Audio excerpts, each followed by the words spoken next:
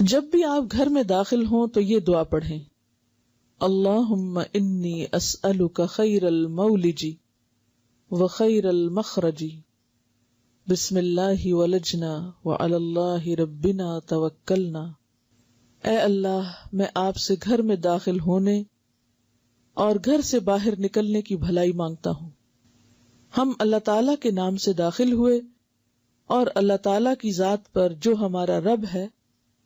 بھروسہ کیا ہم نے، یعنی پھر گھر والوں کو السلام علیکم کہیں، زیادہ ثواب کے لیے ورحمۃ اللہ وبرکاتہ بھی کہیں۔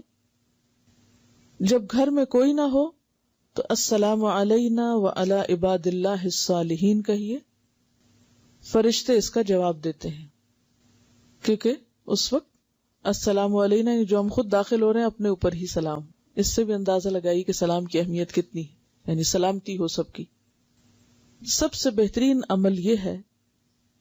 رسول اللہ صلی اللہ علیہ وسلم نے فرمایا سب سے بہترین عمل یہ ہے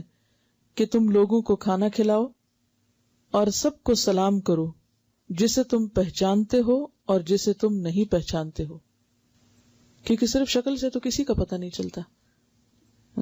لیکن عموماً ہم لوگوں کی شکل سے ہی ان کا جائزہ لے کے ایک اندازہ یا ایک گمان قائم کر لیتے ہیں، پھر ہم اس سے آگے نہیں بڑھتے۔ اور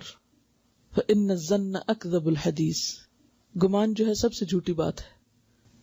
یعنی جب تک آپ نے کسی کو جانا نہیں، آپ کیسے اس کے اچھے یا برا ہونے کے بارے میں کچھ سوچ سکتے ہیں؟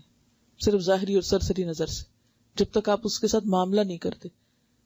تو کسی بھی انسان کی خیر و خوبی اور بھلائی یا شر اس سے معاملہ کرنے کے